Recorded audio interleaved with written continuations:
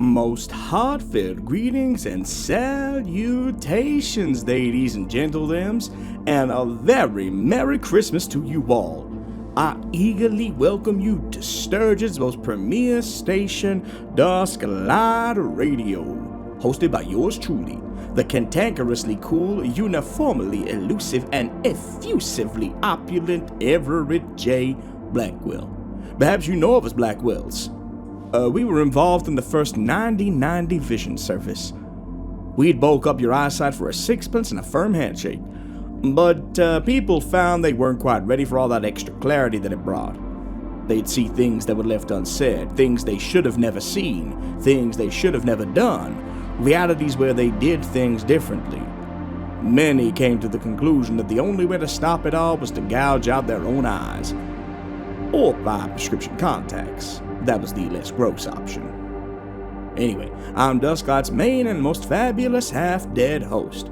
My job at this fine radio station is to bring you some of the most twisted, interesting, and downright bizarre tales that I and my wonderful many-legged runners collect from the far corners of Sturgeon and beyond. Some of them will make you laugh, some will make you cry, and some... What the hell is that? Oh, fucking Christ! Who is that? I warn you, I am armed and I am extremely fabulous. Is this Dusklight Radio? Yes, it is indeed, and I was just about to start a transmission before you... Is that a Krampus costume? Indeed. What's not to love?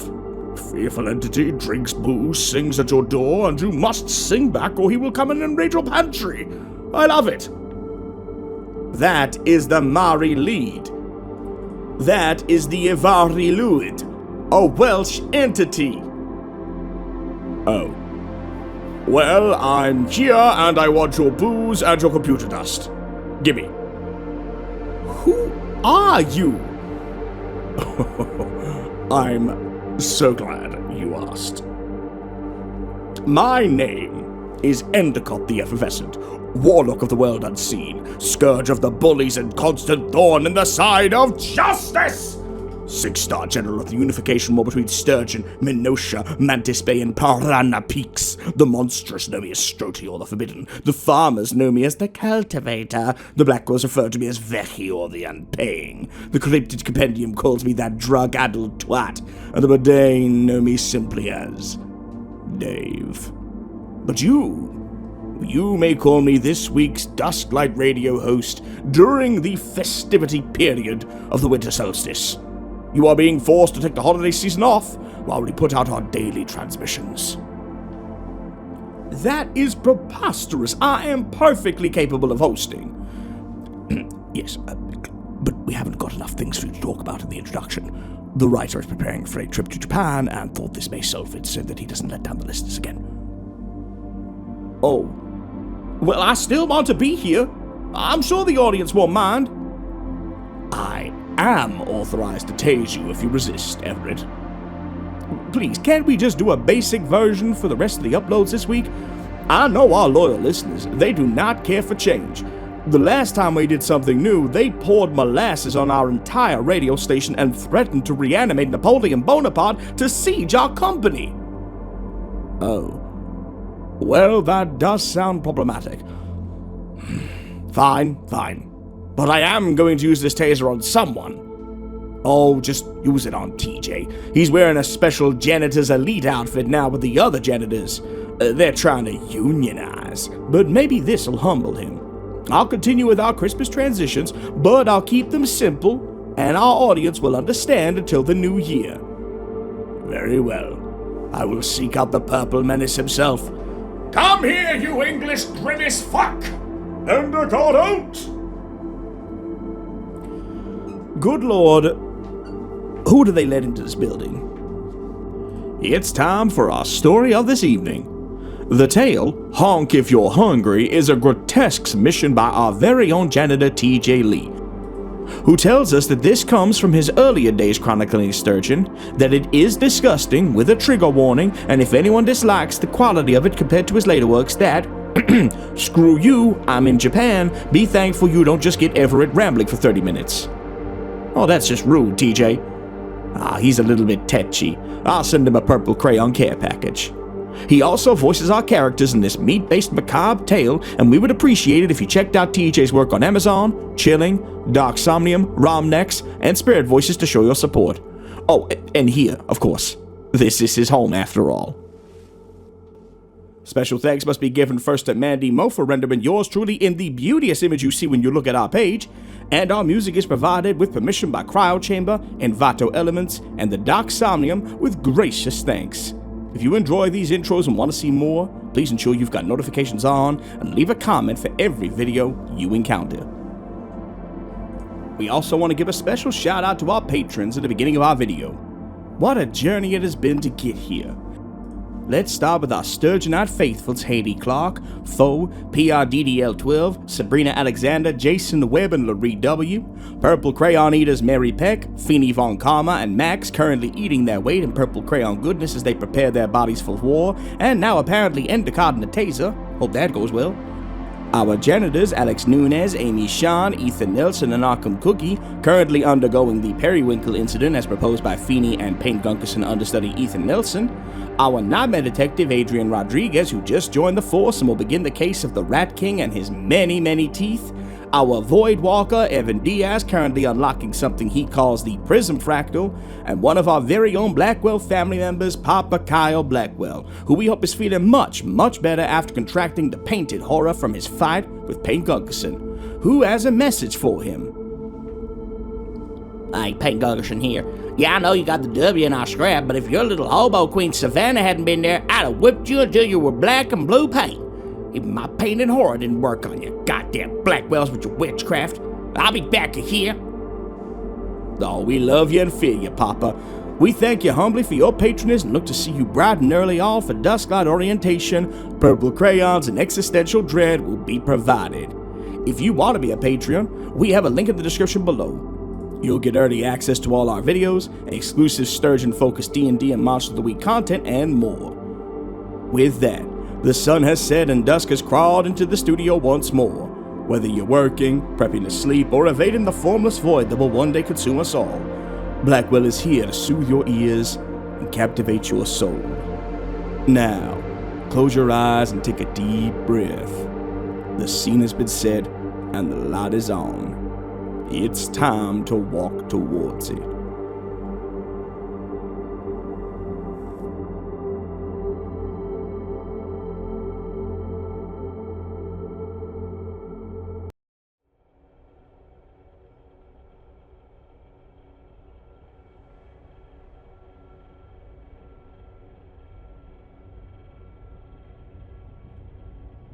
A portly, haggard clown stood opposite, clutching a pathetic sign from rotting cardboard with crude marker scribbled across the front. His putty-stained gloves and sour facial expression gave the whole thing an even weirder vibe. His frayed white outfit was smeared with red, black, and grey putty, some of it practically dripping off of him as he moved his body at awkward angles to accommodate the feet of the cardboard. What the fuck? Jesse and I exchanged a look of bewilderment at the absolute state of the man some 20 feet away from us in the rapidly dwindling parking lot. It was late. There'd been a phenomenal concert across the street when my ever-daring friend Jesse got a little too rowdy and had his face kicked in. We were absolutely engrossed in his hilarious wincing before the sound filled our ears. The smell assaulted our nostrils and our eyes felt like they needed bleaching after reaching the source. Bro, I don't think you mean hungry, Jesse began, still clutching his nose and sounding almost comically congested. I think you mean honk if you're Ow!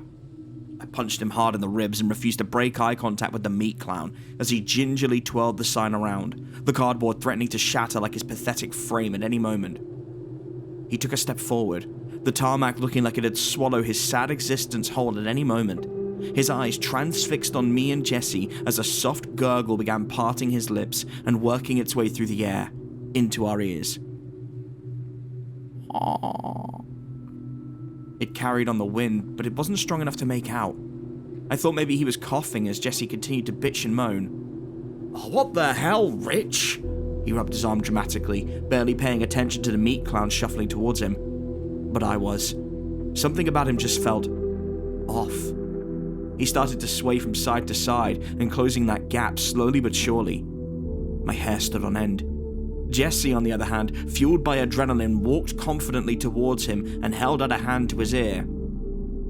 "Tell me a joke, Brother Pennywise!"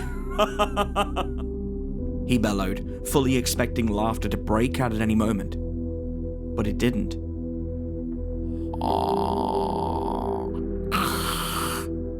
The sound became much clearer, each consonant gurgled out in a guttural drone, his eyes wide and piercing amid a sea of white makeup and thick black eyeliner, a red sigil painted on both sides of his cheeks and joining down at the chin. He edged closer still, gripping the sign tightly, nails digging into the cardboard. One started to peel away as it was forced further in, black rotting flesh poking out from underneath. "You'll have to speak up, my man. So far your outfit is way funnier than your routine." Jesse bellowed, slapping his thigh dramatically and laughing. But when the clown kept walking closer, his laughter petered away very quickly. Before I'd even had a chance to close the gap and pull Jesse away, this macabre mascot was face to face with him. Literally. I immediately walked towards them, sensing danger, but with every step came new clarity on his features, and I'm ashamed to say I slowed down when I saw him properly and heard him clearly. "Honk" was all he emitted, but it was guttural, low, elongated, like a rumble in his diaphragm that his throat was barely able to push out beyond a croak, the last gasp of a dying soul rushing to leave a decaying corpse. His eyes were the sole thing on him that looked alert. The white paint wasn't white paint. It was sallow, malnourished skin stretched to the absolute brink over gaunt cheeks and frail limbs. His outfit's putty was covered in flies and maggots. The stench was enough to make me gag. Jesse stood frozen in horror as the clown pressed his face directly onto his, unblinking as he continued his bizarre and unnerving cry. As I pulled Jesse back by the scruff of his neck, a sickening squelch sound followed by a snap cut the air and stopped the bizarre honk. There was a portion of his nose. The gangrenous flesh was still attached to Jesse as he screamed and pulled at it, desperate to get it off of his face, though the clown seemed completely nonplussed by the issue. He simply bowed, wiped his hand and held the sign up, walking away from us and toward a small food shack at the far end of the parking lot, where the woods for Sturgeon began. It had a few benches with some people sitting around it, and black smoke was billowing out of its chimney top, but the inside was a mixture of too far and too dark to make out. "Dude, that is the grossest prank ever! This isn't YouTube!" Jesse shouted after him, but clearly too frightened to pursue him. He finally ripped the flesh off of his nose and stomped on it, calling it shitty putty as he did. But as we got a little bit further away, the same sound rang out again. A guttural, almost muffled and elongated honk. The noise filled the empty parking lot, and I looked around for its source, unlocking the truck as I did so. "Jesse, the fuck you think he is?" I asked, craning my neck as if somehow the weird fucker had grown wings and turned into the ultimate nightmare fuel for any sane person. A flying clown. When I turned to look back, expecting Jesse to be halfway into the car and grabbing the aux cord so he could blast my ears with Code Orange, I saw him kneeling on the floor and clutching at his stomach. I'm so hungry," he winced, pulling at his stomach and his head shaking profusely. I thought he was having some kind of food poisoning moment and didn't know if I should move him or give him some room for the impending explosion. But before I could even move, I heard that sound again, clearer and more pronounced. Jesse was making it. I looked at him, and while still clutching his stomach, his mouth hung open and the noise rang out, filling my ears and giving me goosebumps. Not knowing what else to do, I helped him to his feet and started towards the truck. "Come on, I've got food at mine if that's what you need, but I really think you should go to the hospital." "No!" He pushed me away with surprising strength. It took me aback. I stared at him in shock as his face grew wild, instinctual, maddened. "I need to eat." "That's too far. But there's that place. Right there." He pointed a shaky finger to the shack that the mascot wandered off to. "That'll do. It's not far. come on. He winced again before setting off. You want to follow what could be the end result of Pennywise fucking a zombie? Dude, he just freaked you out. He freaked me out. Can't we just get food at home? If I'm honest, I was pleading more for me than him. Clowns bothered me at the best of times, but this one, being devoid of joy entirely, set me off all the more. Jesse wasn't having any of it though. He sauntered off and spoke less and less as we got closer. The shack had a dingy sign written above it. It must have been in another language or made up of the same symbols on the clown's cheeks, because I couldn't make heads or tails of it. It was pretty sizable and there was no car attached.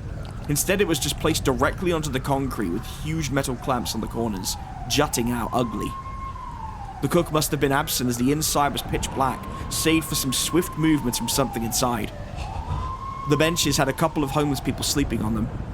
But given the part of the city that we live in and the late hour it is in Sturgeon, I sadly wasn't surprised. I thought I'd be afraid to die. The rotting stench hit me again as we got closer, and I had to hold back vomit, covering my mouth and my nose with my sleeve. I see this coming from a mile away. Oh my god, Jesse!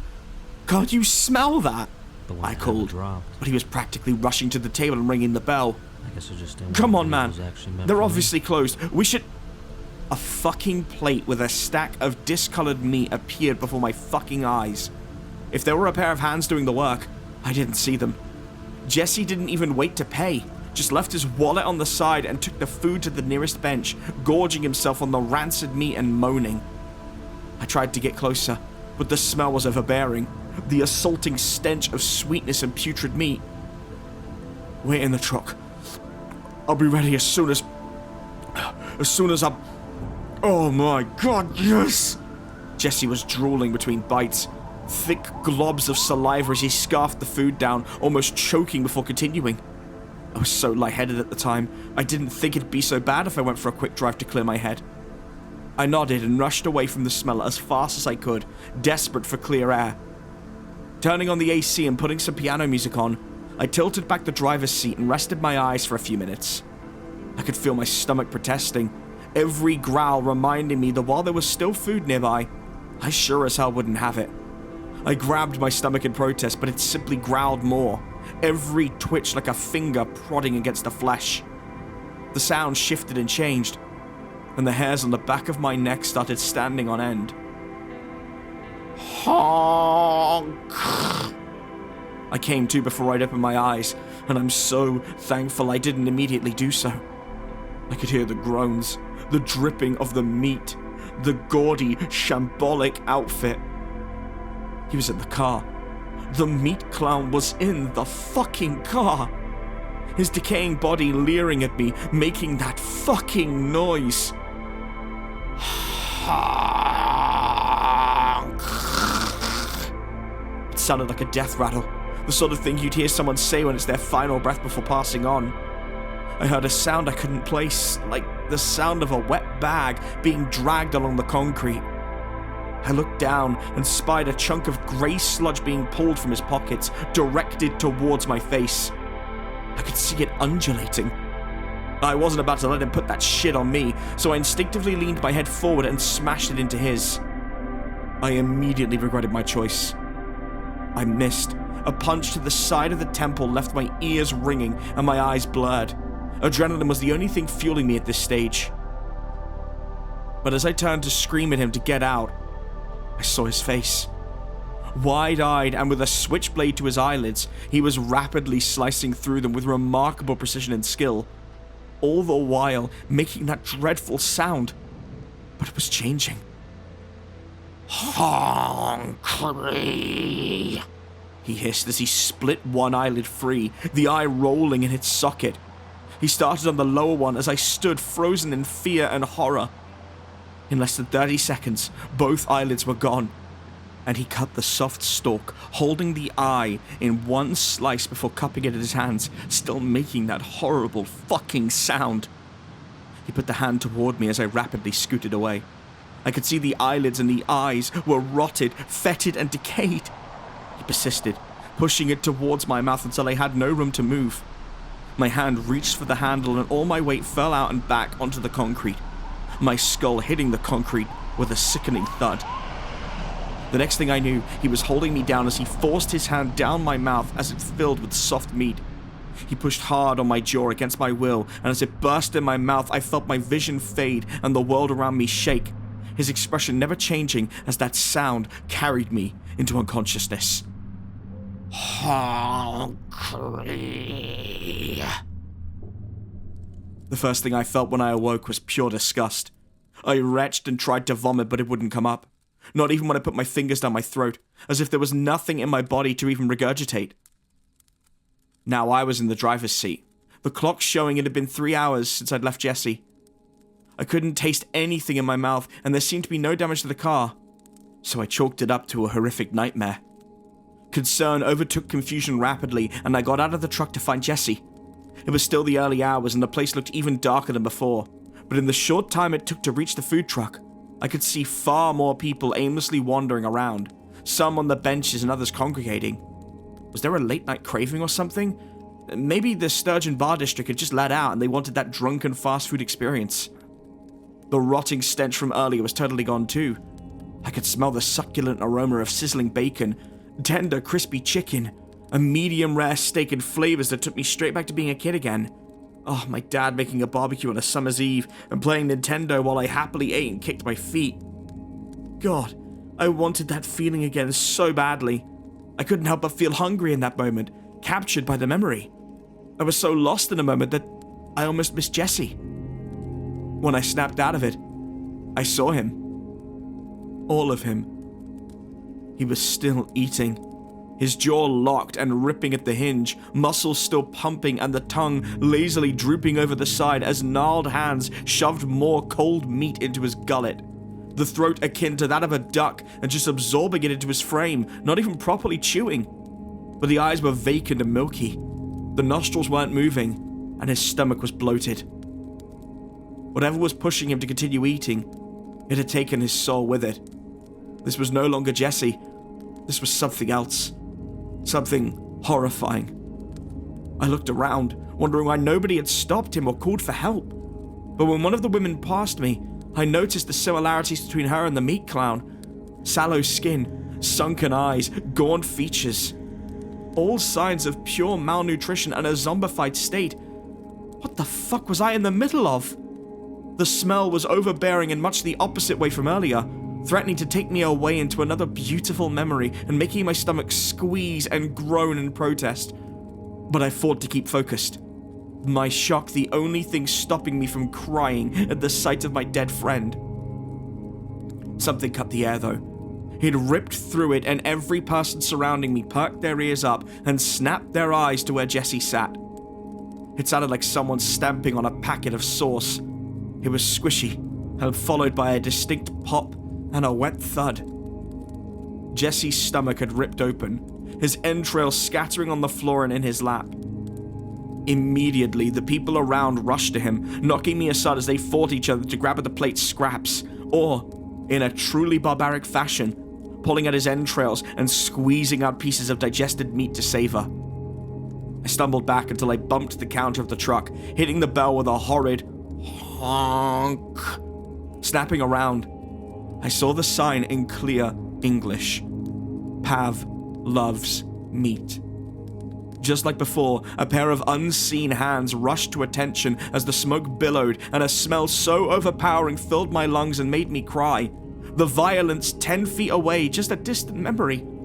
Even the meat clown's horrifying smile wasn't enough to sour my mood or my craving for that memory food again. Nothing was. There was a small package in my hands. I didn't even realize I was holding it. Not until I was back in my car. Sunlight will be creeping over the horizon soon, and I've no doubt people will ask where Jesse is, but I doubt they'll ever find him. The package is a small to-go box, wrapped in foil and still hot to the touch. The smell making me smile when it wafts my way.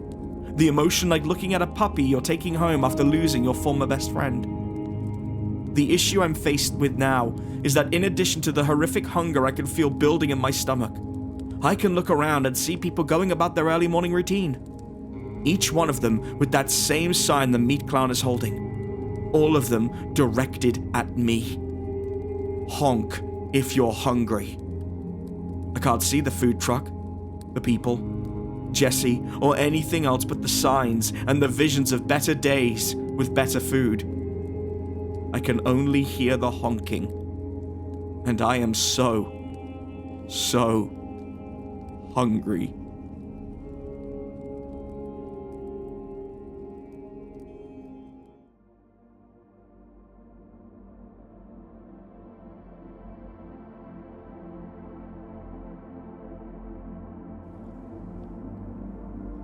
Alright, that's it.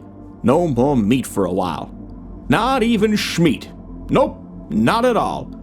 I'm gonna subsidize on air and sunlight like that one woman did once. I'm a half-dead ghoul anyhow. I'm sure it'll be fine. Right? Right? If you enjoyed this video, be sure to check out some of our other transmissions. We're editing them regularly, and we'd love to have you as part of the Dusklight family by subscribing, hitting the bell of humanity, and leave a comment with stories you'd love from my many-legged runners to find. We will have a Discord in the new year. That's right, a place for Dusklight listeners and Sturgeon fans alike to congregate, read the stories, listen to transmissions of my lovely voice, share memes, hang out, and join in on live streams both public and Patreon only. We'll have more details soon, and do not forget, all of Christmas week, we will be putting up new transmissions. And one last time, listeners, close your eyes and breathe with me. Remember, no matter how bad things are, how cruel people can be, and how heavy your shoulders may feel with the weight of the world bearing down on them, Dusklight will always be here to lift the load and provide you with some respite. Drink some water, watch a video about tree frogs, eat something savory, and sleep on the cool side of the pillow with the window open and the stars twinkling down on you. Start and end each day with kindness in your heart. You matter, you are loved, and every day is another chance. I'll see you again when the sun sets and dusk enters the station.